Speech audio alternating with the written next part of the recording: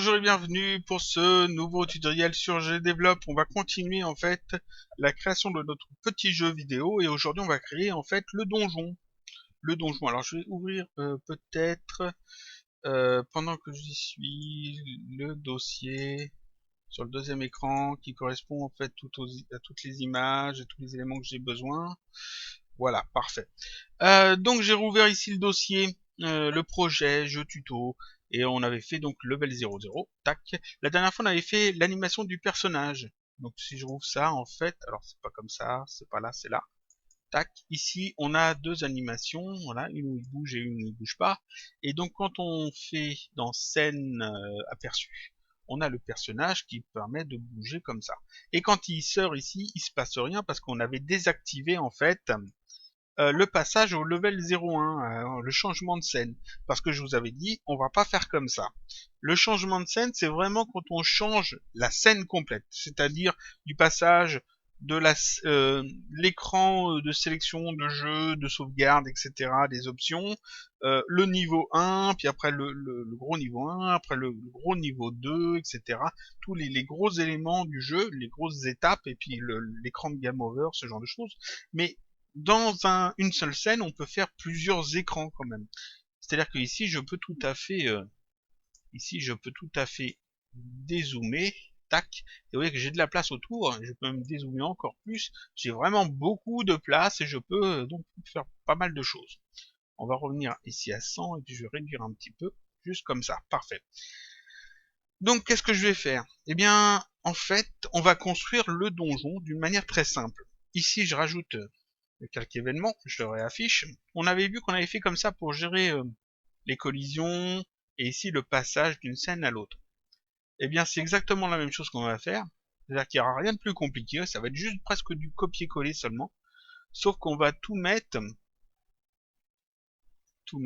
hop, dans cette vue-là, ici, dans le gris qui est là, on va tout mettre. Donc ici, j'ai une scène, le personnage doit passer ici, quand il va rentrer en contact avec ça, au lieu de changer de scène, il va simplement être téléporté quelques pixels plus loin, juste ici, et puis ici on aura la deuxième scène, tout bêtement. Donc pour ça il faut que j'importe en fait les différents éléments, les différents fonds de ma scène. Donc je vais ici dans objet, faire un clic droit, ajouter un objet, dans sprite, alors peut-être avant, annuler, je vais renommer ça. Là j'avais mis image de fond, on va appeler ça, pas comme ça, c'est F2, je sélectionne F2, je vais appeler ça salle 01. Voilà, c'est la première salle. Je vais donc dans objet, clic droit, ajoute un objet, un sprite, ok, et je vais l'appeler salle 02. J'ouvre ça, tac, et ici je vais avoir besoin de charger dans mes images ici une image qui correspond à la salle numéro 2. Alors la salle numéro 2, dans mes images, elle va ressembler, on va dire à, alors que je montre quand même, tac, on va dire qu'elle va ressembler à ça. On va passer ici, puis on pourra aller ici. Ou alors, mieux, non, on va garder ça. Donc c'est la 6B dans mes images. Donc ici je fais le petit plus. Je vais ici dans images, là où j'ai mis mes images, dans room. Alors ça, c'est pour plus tard. Le gold et le sword. Donc ici dans room, et même room 2, c'est pour plus tard aussi. Hein, c'est pour beaucoup plus tard. Dans room, ici je dis 6B. Tac, 6B, je fais ouvrir. Et le 6B, je l'ajoute ici. Tac. Il faut que je vienne l'ajouter ici. Mais il faut que ça soit pile poil au bon endroit. Comment je peux faire? Je vais dans scène, alors ici dans scène, j'affiche la grille qu'on avait mis 64 par 64, je vais faire éditer la grille. Je sais qu'un écran fait 800 par 600, donc là je vais mettre 800, et là 600. Et je fais OK. Et je laisse magnétiser la grille, c'est important. Je fais OK. Il faut surtout pas que je bouge le reste là, parce que en fait, comme la grille est activée, tout va se magnétiser à la grille. Je vais ici sur fond, le calque fond, parce que c'est sur le calque fond qu'on met en fait les images du fond. Je sélectionne salle 2, je clique une fois dessus, et après je fais un clic déplacé ici, tac, et je la place bien comme il faut. Vous voyez qu'elle s'aimante en fait, tac, Donc je peux la mettre là. Ensuite, on va faire une autre salle. Alors, on va faire une autre salle ici. On va faire une salle qui va dans plusieurs directions.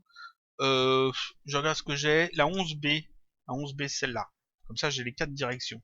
Donc ici, je vais faire objet, clic droit, ajoute un objet, sprite, OK. Et puis, on va l'appeler salle 3. 03. On double-clique dessus. On va charger l'image. Alors, je pourrais charger toutes les images d'un coup, hein. Mais après, je vais plus savoir lesquelles j'ai déjà pris. Donc, j'ai dit la 11B. Tac. OK. Quoique 1B, 2B, 6B, 11B, bah, je vais charger les autres aussi. Donc, tout, sauf la 11, la 1, la 2 et la 6 que j'ai déjà. Tac. Voilà, j'ai toutes les images. Donc là, j'ai dit que j'ai besoin de la 11B. Donc celle-là, sur le calque fond, toujours, je viens de l'ajouter. Alors, je l'ajoute là. J'ai besoin d'une salle ici, d'une salle ici, d'une salle ici. Alors là, on va faire un petit couloir, peut-être. C'est 5B, donc on va ajouter encore une salle. Alors, je mets des numéros de salles. Vous pouvez mettre autre chose, hein, pour vous y retrouver, parce qu'en fait, ici, je vais tourner, je vais l'appeler 04, mais en fait, c'est pas forcément celle qui sera le plus logique pour être la salle 04. Salle 04. Et je vais lui donner 5B. 5B. Alors, ce que je pourrais faire aussi, quand j'ai une pièce comme ça, tac, que je vais peut-être utiliser plusieurs fois, je pourrais juste copier-coller celle-là. Le problème, c'est que ça va me poser un problème par la suite. Parce que par la suite, le fait d'avoir nommé séparément chaque case, ça va m'être utile. C'est-à-dire que ça va me permettre de vérifier est-ce que le personnage joueur est en contact avec telle ou telle case, et ça me permettra de savoir s'il est dans telle ou telle pièce. Ce qui est bien pratique. Donc c'est pour ça que je préfère faire en fait plusieurs éléments ici, plusieurs sprites, plutôt que de dupliquer une même salle. Après, on peut faire les deux, hein. Ça dépendra en fait de, de ce que vous faites après dans votre jeu. Vous comprendrez ça sans doute mieux quand on utilisera plus souvent en fait les événements. Ici, on est quand même qu'à la base. Donc ici, peut-être une toute pièce qui va permettre de remonter puis d'aller vers le bas. Alors ça serait, voyons qu'est-ce que j'ai fait comme image. Celle-là, ça me permettra de rentrer, de remonter, de redescendre. C'est la 15B, donc on va rajouter un sprite, image, tac. Ça va être la salle 05, je les nomme séparément, et salle 05, ça va être une 15B, donc ici je vais chercher 15B. Tac. Voilà, toujours sur le fond, 15B, je l'ajoute. Alors, là, je l'ai ajouté bêtement. Ici, voilà, parfait. Ici, une case pour remonter, une case pour redescendre. Alors ici, ça va être la même que celle-là. Donc, on va recréer un sprite. Je pourrais la copier, comme je l'ai dit, mais je préfère recréer une pièce. Un sprite bien séparé, qui me simplifiera la tâche par la suite. Et donc, c'est le 1B. Je devrais aussi les nommer de manière à pouvoir les reconnaître plus facilement à la place d'avoir juste des numéros. Mais bon, c'est pas grave. Donc, je la mets là, tac. Ensuite, ici, je vais mettre aussi une salle ici pour finir.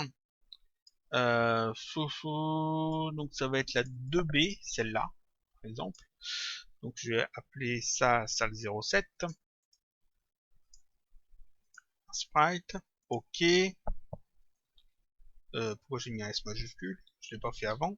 Salle 07. Tac. Et c'est la 2B. Là. C'est celle-là.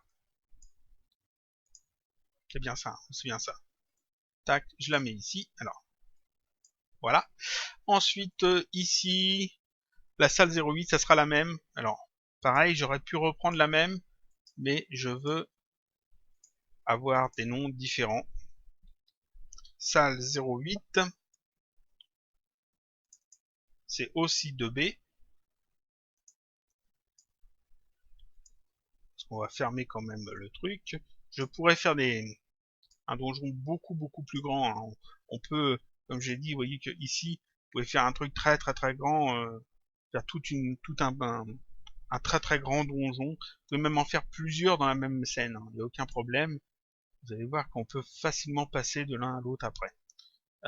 Donc je dézoome un peu. J'en suis là, et ici il faudra un truc pour aller par là. Alors je vais refermer peut-être ici, donc on va juste faire celle-là, la 4B, comme ça on aura un cul-de-sac aussi. Donc ça sera la salle 09. Ajouter un objet. Salle 09. La 4B, alors c'est plus bas.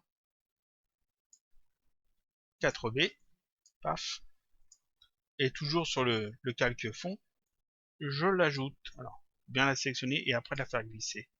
Je l'ai fait glisser au même endroit. Alors, je déplace le truc, voilà. Tac. Parfait. Donc là, je les ai bien placés comme il faut. Ils se sont aimantés tout seuls, c'est très bien. Je vais les sélectionner. Avec la touche majuscule, je peux en sélectionner plusieurs. Voilà, je fais un clic droit et je fais verrouiller les objets. Tac. Comme ça, en fait, je peux pas les déplacer par erreur. Ils sont verrouillés. C'est parfait. Et si je cache le fond, on voit qu'ils sont bien tous sur le fond, donc c'est parfait. J'ai fait mon petit donjon. Ici, il y a peu de pièces, mais c'est pas mal. Sur je fais en parallèle le même projet, mais avec toujours un petit peu d'avance. C'est là où je prépare mes tutos. J'ai fait un truc un petit peu plus grand. Il y a le lien qui sera sur le blog de toute façon, mais je vais peut-être remplacer par celui-là après tout. Donc c'est pas gênant. Ici, par contre, vous voyez que c'est les images, mais il n'y a pas tous les parties orange. Donc je retourne ici sur événements et puis je vais m'arranger pour placer ces parties orange au même endroit. C'est-à-dire que là, c'est les mêmes, je peux faire des copier-coller. Donc en fait, ici, ce que j'ai besoin, c'est que cette partie-là, elle descende jusque... Ah oui, alors comme j'ai la grille, je désactive la grille, parce que sinon ça va s'aimanter. J'ai besoin que ça descende jusqu'ici, là. Cette partie-là, il faut que ça descende jusque là, parce que là c'est un mur fermé aussi. Voilà.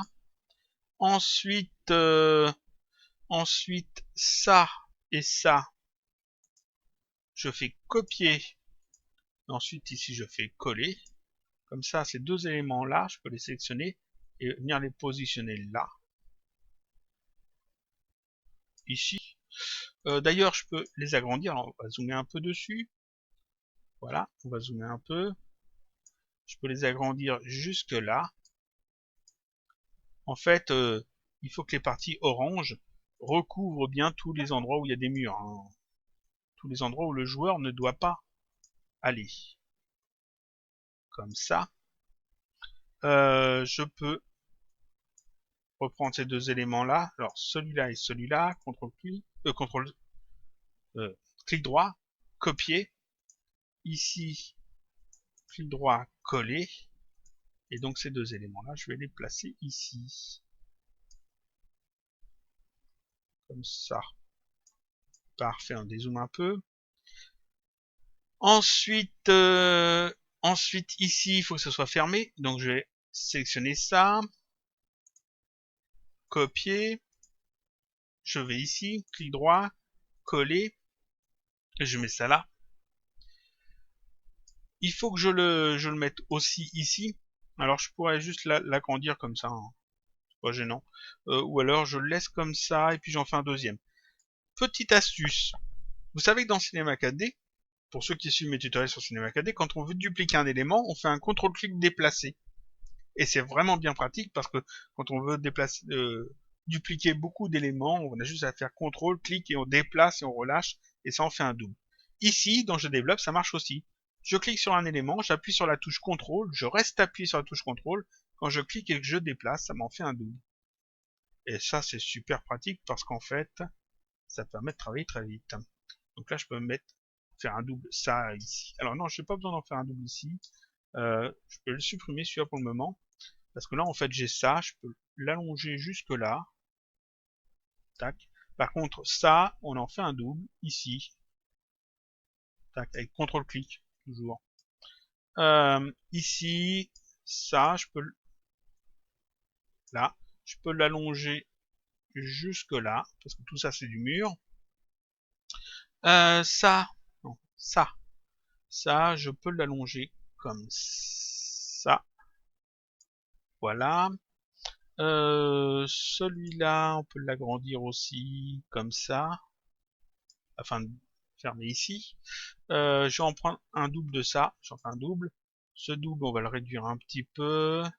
On va venir le placer là, comme ça. Alors ça, on peut l'allonger jusque là. Celui-là, on peut l'allonger jusque là. On peut même aller plus loin. On peut aller jusque là. Celui-là, CTRL-clic déplacer, je vais en faire un double là. J'en fais encore un double ici. Voilà, on en fait un double ici. On va allonger comme ça. Alors, après, on peut le positionner précisément si on veut. Quoi d'autre? On dézoome un petit peu. Cette partie-là, CTRL-clic, je vais en mettre un là. Voilà, cette partie-là, CTRL-clic, je vais venir le positionner là. Et on va le faire descendre jusqu'en bas. Il n'a pas besoin d'être aussi large par contre. Voilà. Ce petit truc-là, CTRL-clic déplacer ici.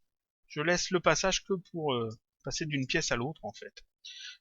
Ici, j'ai besoin de fermer. Donc c'est ça, on va l'allonger comme ça. Celui-là, on l'allonge aussi. On va faire un double, on va le mettre là.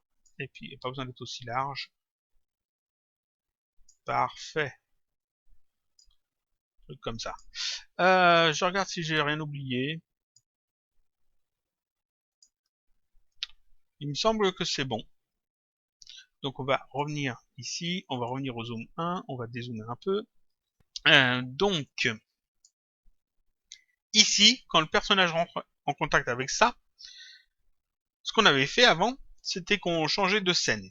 Là, j'ai pas besoin qu'il change de scène. En fait, je veux que quand il rentre en contact avec ça, qu'il soit déplacé, on va dire de 200 pixels par là, pour qu'il vienne se placer ici, tout bêtement. Comment je peux faire ça? Bah, c'est tout bête. Juste en faisant un événement. Donc, on va faire cet événement en question. Donc, je remets le bon dossier ici. Donc ce que j'ai besoin, donc c'est de créer un événement, c'est tout bête, tout simple. On l'avait déjà vu, on en a déjà fait plusieurs. Ici dans événement, on a fait quand le joueur bouge, quand le joueur ne bouge pas, et puis on en avait fait un petit peu avant pour changer une salle. Il faut que je m'organise quand même bien. Donc ici, je vais commencer par créer un nouveau groupe. Ajouter, je clique là-dessus, alors je suis dans événement ici, je clique là-dessus et je fais groupe, tac. Et je vais appeler ça les portes. On va appeler ça porte. Voilà, ça va être les portes. Je fais OK. Quoique ça sera porte et caméra. Donc, parce qu'on va parler de la notion de caméra. Porte et caméra. Voilà. Et je fais OK. Ici, ça m'ajoute en fait un événement qui est déjà inclus dans le groupe. C'est parfait. C'est un événement neutre. Et je vais dire simplement quand le joueur... Alors, je clique ici sur le petit ajouter une condition. Puisque tout, je joue avec ça. C'est un sprite le joueur, donc je vais dans sprite, collision ici, là, quand le joueur, quand l'objet 1 c'est le joueur, hop, entre en collision avec l'objet 2, c'est ici sortie, que je vais renommer après, choisir, peut-être, est-ce que je vais la renommer ça? Oui, je vais la renommer. Sortie, je fais OK, donc quand le joueur entre en collision avec sortie, sortie, je vais le renommer en down, alors, c'est pas ça, c'est F2, F2, down, qui veut dire en bas. Parfait. Quand il rentre en collision avec down, qu'est-ce qui va se passer en fait? Ici, je veux que le joueur change de position. Donc je vais ici dans tous les objets, position, ou alors est-ce que je l'ai dans sprite? Je vérifie. Non, c'est mieux dans position. Position, changer la position. Alors, On va prendre position d'un objet. Comme ça va gérer les deux en même temps. Je choisis ici position d'un objet. Ici, je choisis le joueur. Le joueur va avoir une position en X, ça va pas changer. Donc X, on va mettre plus 0, comme ça changera pas. Et en Y, on va mettre plus 200. Parce que j'ai dit que je déplaçais de 200. Pourquoi plus 200? Parce qu'en fait, le point 00 dans une scène dont je développe, c'est en haut à gauche. En haut à gauche, c'est le point 00. Et quand on descend, en fait, on ajoute sur la valeur Y. C'est comme sur les écrans de télé, c'est pas comme sur dans Cinema 4D, c'est à l'inverse. Et pour X, quand on va à droite, on augmente, et quand on va à gauche, on diminue. Donc ici, quand le joueur est en contact avec Dawn, j'ajoute 200 pixels ici en valeur Y du joueur. Donc le joueur, quand il rentre en contact avec ça, paf, il est téléporté ici, 200 pixels plus bas. Tout bêtement. Sur ce truc-là. Je vais faire un deuxième élément comme ça, que je vais appeler hop, pour monter. Donc clic droit, ajoute un objet, sprite, ok. Alors, je vais l'appeler hop. Je double-clique là-dessus. Je vais aller chercher tac, cette image-là, qui est dans mes images. Je les ai fournies sur le blog, toutes ces images. Donc ça, je le fais glisser ici. Parfait. Et ça, je le mets sur le calque événement. Donc je le fais glisser, je clique dessus, je le fais glisser ici. Tac. Je le fais glisser là. Et on va dire, maintenant dans événement, j'ajoute un nouvel événement. Donc je clique là-dessus, et là je fais ajouter un événement. Comme ça, il va s'ajouter en dessous. Tac. Ajoute une condition. Quand le joueur entre en collision, donc le joueur entre en collision avec hop, choisir, je fais OK. Quand il rentre en collision avec hop, qu'est-ce qui se passe ici dans tous les objets, position d'un objet, le joueur, je choisis. En X, ça ne change pas, donc je vais mettre plus 0, comme ça je suis sûr que ça ne change pas. Et en Y, je vais mettre ici moins 200. Moins 200. Et je fais OK. Donc quand le joueur, le personnage qui est ici, va rentrer en contact avec ça, il va être téléporté ici, 200 pixels plus haut. Je peux regarder ce que ça donne. Sauf qu'aussi on va rien voir, parce qu'en fait il va être téléporté 200 pixels plus bas, comme ça. Attention, tac, il a été porté 200 pixels plus bas, seulement la caméra elle n'a pas bougé. La caméra est restée en place. Elle est restée là. Le joueur est plus bas, mais on le voit plus. Si je vais vers le haut, en fait, le joueur réapparaît parce que je lui ai refait repasser la porte. On peut le faire descendre et revenir, mais il sort totalement de l'écran. Il faut que la caméra suive le personnage. Donc, je pourrais faire en sorte que ça suive de manière bien fluide. Seulement, je veux que ça passe d'un écran à l'autre, comme les premiers Zelda.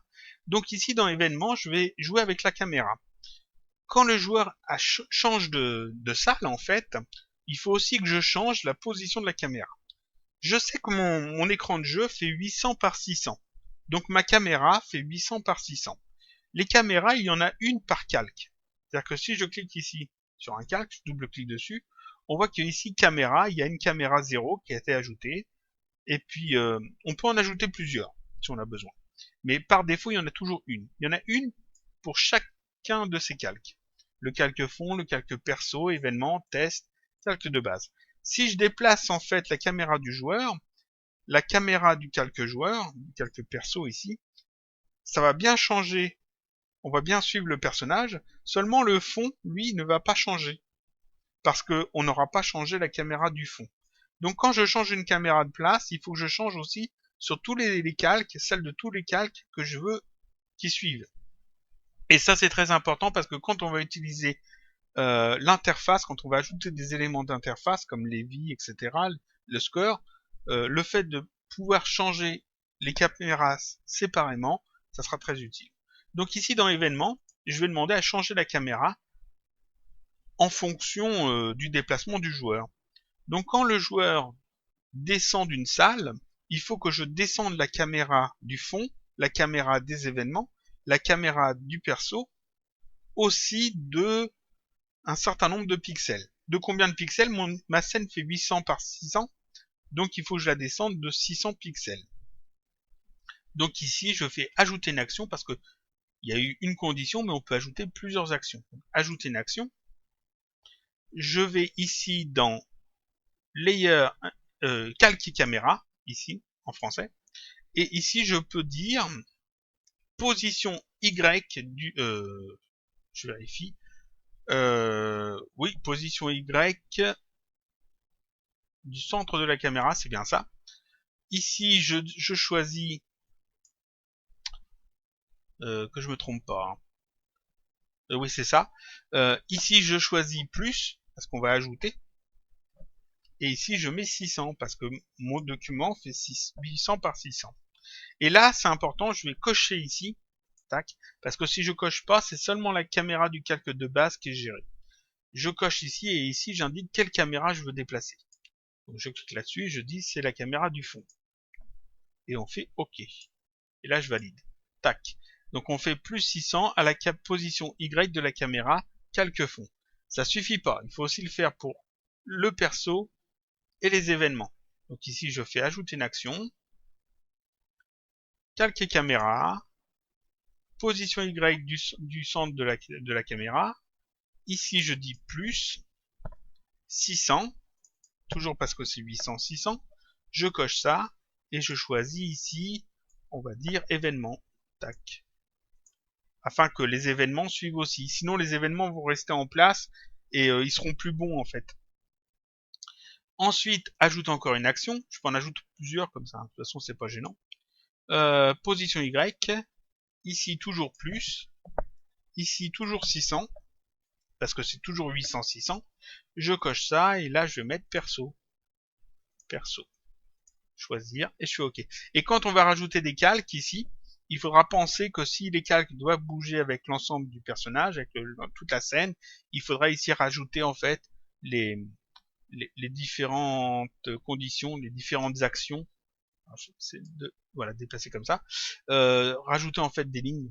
Quand on va rajouter un calque item par exemple pour tout ce qui est à ramasser, il faudra aussi faire 600 à la position Y de la caméra item.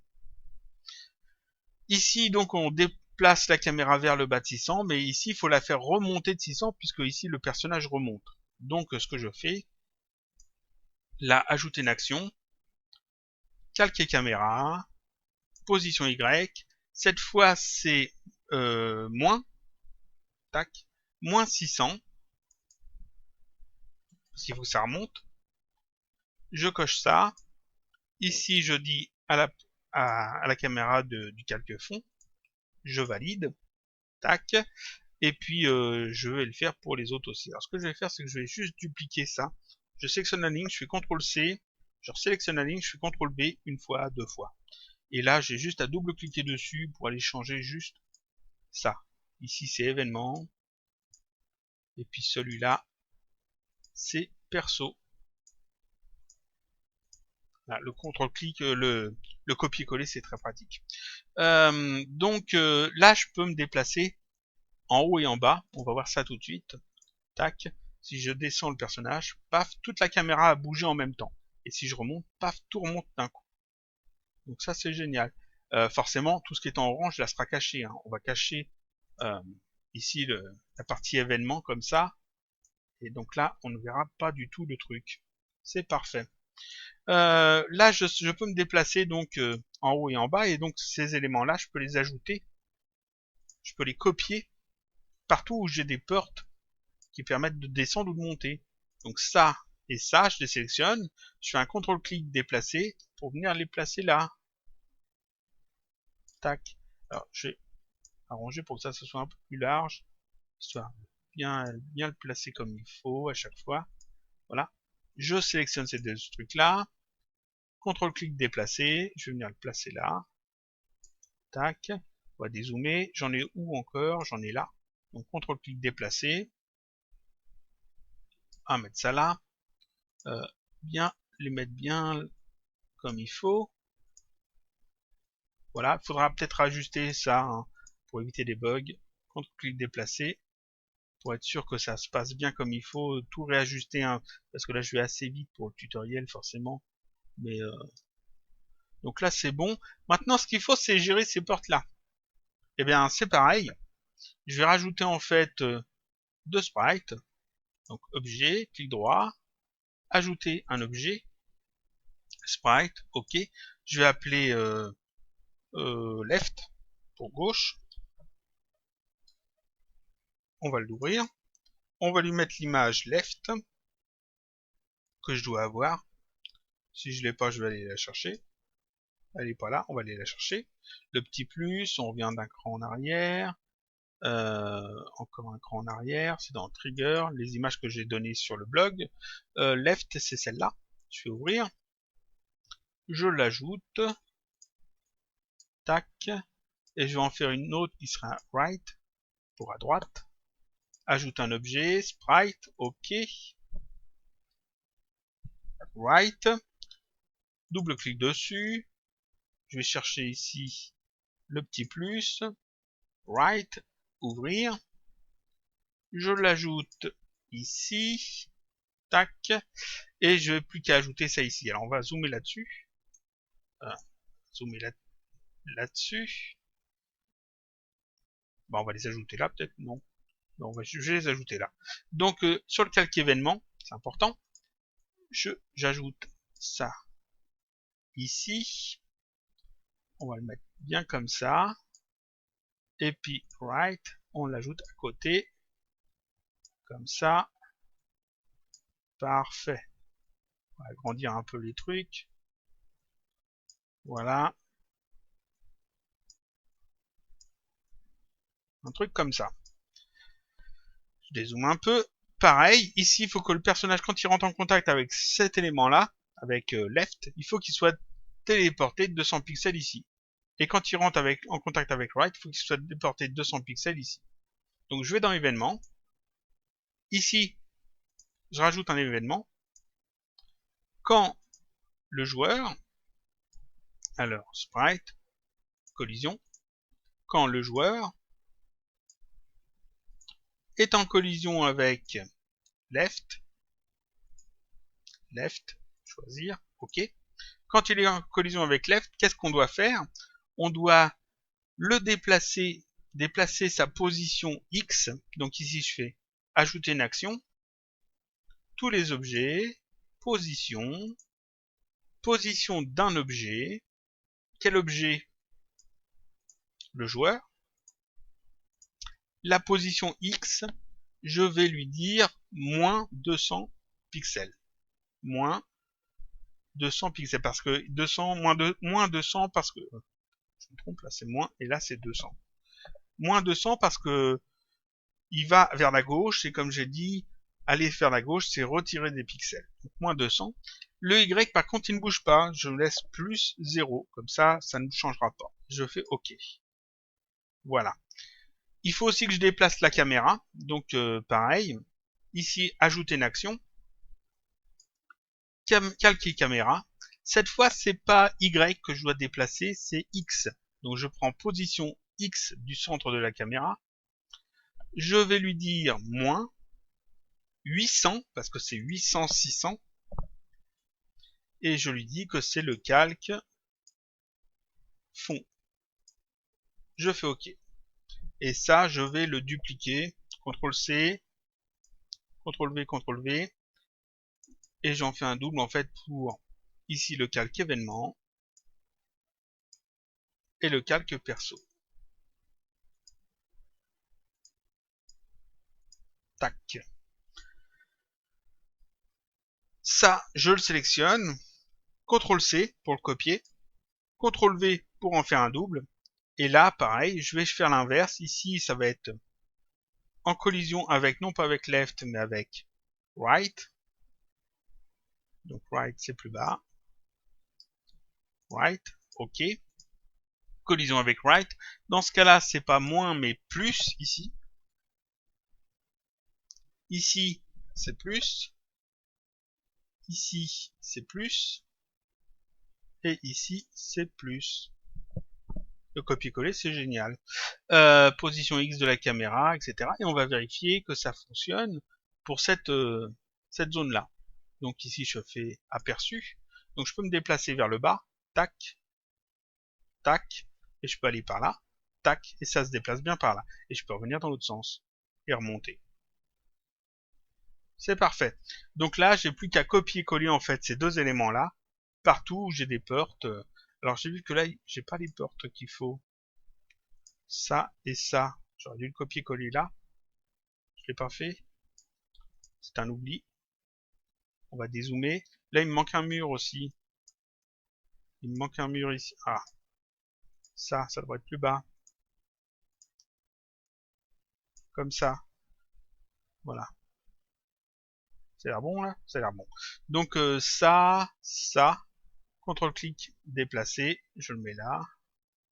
CTRL-clic déplacer, je le mets là. Tac. Et puis pour différencier les... Alors là, je peux cacher le calque événement. Pour différencier les salles, je vais simplement dupliquer là ce que j'ai ici, les rochers. Je me mets sur le calque fond. Je sélectionne un rocher et je vais faire un CTRL-clic déplacer pour en mettre un là par exemple. CTRL-clic déplacer. Un là. Je vérifie parce que est-ce que je l'ai mis là? Je l'ai mis là, mais là en fait, il est sous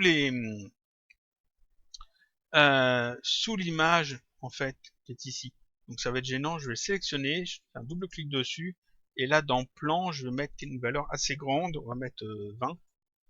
Comme ça, il repasse au-dessus. Voilà. Et là, pareil, j'en ai mis un en dessous. Donc je vais lui mettre une valeur de, c'est 21. Voilà. Et comme ça, je vais pouvoir le déplacer celui-là. Je fais un CTRL-clic déplacer. Comme ça, je peux pouvoir en déplacer à plusieurs endroits, histoire de différencier en fait les salles. Là, là, je fais des CTRL-clics déplacer un peu partout pour mettre plusieurs cailloux, plusieurs rochers. On va mettre un là. Ici, on va faire un truc comme ça. Tac, tac, tac. Et puis cette celle-là, on va faire un truc, un là, un là, un là. Voilà, comme ça j'ai les cailloux différents dans chaque salle. Et si je fais, alors, chose importante, hein, sauvegarder souvent. Je fais tout enregistrer pour sauvegarder. Dans projet, tout enregistrer. Je vais faire aperçu. Et là, je peux me déplacer, paf, d'une salle à l'autre. Et ça fonctionne très bien. Pour revenir ici d'ailleurs, tac. Pour repartir par là, aller voir par là, il y a un caillou. Alors le caillou est bien, c'est bien l'objet de collision. On peut remonter, on peut descendre, se balader comme ça, remonter. On essaye toutes les salles, voir si ça marche bien. Alors, hop. Cette salle-là, on l'a pas essayé. Et voilà, c'est parfait. Et là, en fait, faut que je remonte, je crois que c'est par là le début du jeu. Voilà, parfait. Et donc ici, ça fonctionne. Et là, on a créé notre petit donjon, vous voyez. Juste avec quoi? Des événements que l'on a juste copié-collé, hein, avec ici quelques éléments qui sont pas très compliqués à gérer. Quand le joueur est en collision avec down ou avec up, left ou right, il se passe quelque chose de particulier. Quoi? On déplace le personnage d'un certain nombre de pixels dans un sens ou dans l'autre, sur l'axe X ou sur l'axe Y, et on fait pareil pour la caméra, pour les trois calques qui sont utilisés pour notre jeu ici. Et si j'ai un calque qui ne bouge pas, ici je fais plus 800 à ces trois calques là, mais par exemple le calque test qui est ici, sur lequel j'ai rien mis, hein, ce calque là il ne bouge pas. Je vais cacher le calque événement. Donc si je mets quelque chose sur ce calque, ça restera à l'écran. On va voir ça tout de suite. Je vais faire ça comme ça. Je m'en mets en fait la première vue. Le calque test, qui correspond à cette zone-là. Le calque test, si je lui mets ici un élément, par exemple cet objet-là qu'on avait ajouté pour tester, tac, si je le mets là par exemple, imaginons ça pourrait être une autre image, hein. Ça pourrait être un petit cœur qui symbolise la vie du joueur. À partir du moment où il est là et que le calque test ne bouge pas, il est toujours à l'écran. Vous voyez qu'il est ici. Si le personnage change de salle, tac, il est toujours ici. Et le personnage change encore une fois de salle, toujours au même endroit. C'est un calque qui ne bouge pas du tout. Vu qu'on ne bouge pas sa caméra, il est toujours à l'écran. Et ça sera très pratique parce que ici, on va pouvoir par exemple indiquer du texte, le nombre d'items collectés par exemple, la vie du personnage, peut-être une barre de fin, peut-être une zone de dialogue, pourquoi pas. Je l'ai mis ici, ça pourrait être ici, ça pourrait être là, ça pourrait être n'importe où, même sur l'écran, en plein milieu. C'est pas gênant. Comme c'est un calque qui ne bouge pas parce que j'ai pas mis d'événements qui le font bouger, ça fait qu'il est toujours affiché à l'écran. Bon, ça, je vais le retirer parce que c'était juste pour vous montrer. Donc ici, qu'est-ce qu'on a fait? On a vu qu'on pouvait déplacer un personnage dans un donjon de manière assez simple. J'aurais pu aussi faire plusieurs étages de donjon. C'est-à-dire que ici, par exemple, on va faire un zoom arrière. Je pourrais tout à fait faire un deuxième donjon là, par exemple, me mettre plus loin comme ça et faire un donjon ici qui n'est pas du tout relié à celui-là. Et puis dans ce donjon là, mettre par exemple ici, dans un coin, donc, je vais retirer la grille et je vais rezoomer un peu dessus quand même. Là, par exemple, dans cette salle-là, mettre par exemple un escalier. C'est-à-dire une image qui symbolise un escalier. Et quand le joueur entre en contact avec, on le téléporte, paf, sur l'autre donjon qui serait totalement à côté, totalement séparé, par exemple. On déplacerait aussi la caméra d'autant de pixels qu'il le faut pour qu'elle aille se caler sur ce nouveau donjon. Et donc dans la même scène, en fait, dans cette même scène, on peut ajouter ici un donjon là, un deuxième ici, un ici, un ici, un ici, un ici, un ici, et comme ça faire plusieurs étages à la limite, ou alors des salles cachées, des trucs comme ça. Et sans changer en fait ici de scène, on peut avoir plusieurs zones de jeu, et le personnage on le déplace en fait d'un endroit à l'autre, simplement avec des événements. Mais bon, ça, c'est des choses qu'on verra sans doute plus tard. Donc là, on a fait quoi? On a fait tout ça, on a fait le donjon, on a vu le passage des portes et le déplacement des caméras. Ce qui est déjà pas mal, ça vous permet de faire pas mal de choses. Je vais vous dire un truc que j'ai pas encore dit jusqu'ici. Si vous voulez exporter votre jeu, c'est-à-dire que ici, on a le jeu dans le logiciel. Si vous voulez l'avoir sous format exécutable, il faut aller sur Fichier et faire ici compiler le projet en exécutable. Voilà, vous obtenez cette fenêtre, vous indiquez ici où est-ce que vous voulez mettre votre jeu, et vous cliquez là-dessus, lancez la compilation, et ça va vous créer en fait le jeu en format exécutable avec tous les fichiers, tel qu'il est actuellement dans le logiciel, mais vous l'aurez en fait en format .exe pour Windows, sous Linux vous aurez un autre format, sous Mac vous aurez un autre format. Ça c'est pour l'avoir en exécutable pour les jeux natifs. Si vous voulez l'avoir en format HTML, il faut aller dans Extension ici et activer ici le HTML5. Donc clic droit, utiliser cette plateforme. Comme ça, vous pouvez avoir en fait le natif et le HTML. Et pour l'exporter en HTML, vous faites Fichier, Exporter pour le web. Et ça va vous créer en fait des fichiers HTML5 et JavaScript, tout un tas de trucs, de fichiers. Je peux vous montrer à quoi ça ressemble normalement. Tac, parce que je l'ai fait pour le test. Voilà.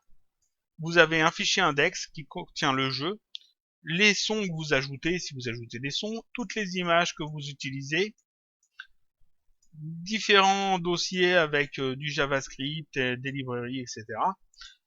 Et tout ça, vous devez le mettre sur un site internet. Donc c'est pour ça que c'est plus pratique de le faire en natif que de le faire, surtout pour tester, que de le faire en HTML5, parce qu'en HTML5, vous avez besoin, en fait, je désactive, vous avez besoin en fait d'un hébergement. Donc moi je peux le mettre sur un compte free que j'ai, mais sinon il vous faut un serveur, un hébergement, même un gratuit, et puis placer tout ça dessus, parce que en local vous pourrez pas le faire fonctionner. À moins de passer par un serveur local comme WAMP par exemple, ou EasyPHP, je crois que ça existe encore, je sais plus. Dans ce cas-là, ça devrait être possible. Mais sinon, les navigateurs ne prennent pas en compte en fait l'exécution du JavaScript en local, si je me trompe pas. C'est le cas pour Chrome. Pour Firefox, ça devrait marcher quand même. En Firefox, ça marche en local, mais pour Chrome, je crois que ça ne fonctionne pas. Et pour Internet Explorer, enfin Edge, aucune idée. Opera non plus, Safari non plus. Safari, c'est le même moteur que Chrome, c'est WebKit, donc ça devrait pas marcher non plus.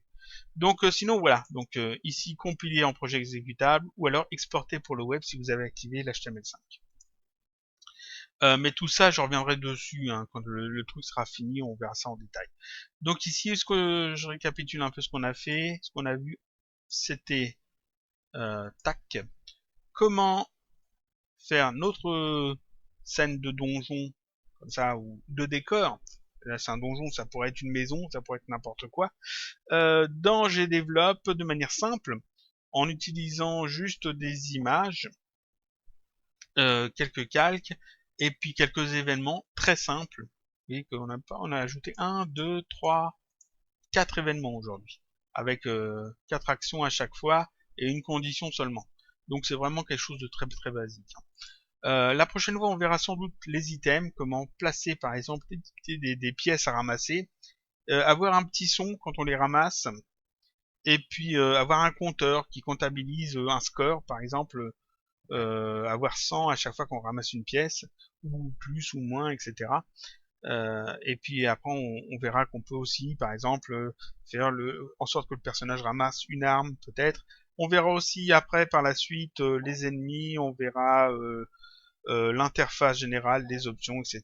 On verra plein de choses. C'est tout pour aujourd'hui, pour cette vidéo. Je vous dis à la prochaine fois, je sais pas quand, pour la suite des tutoriels sur GDevelop. Et pensez, important, à sauvegarder régulièrement. Ici, tout enregistré, on clique dessus. Comme ça, on est sûr que ça enregistre bien toutes les scènes. Tout est bien enregistré, que si ça plante, vous ne perdez pas votre travail. Voilà, à la prochaine!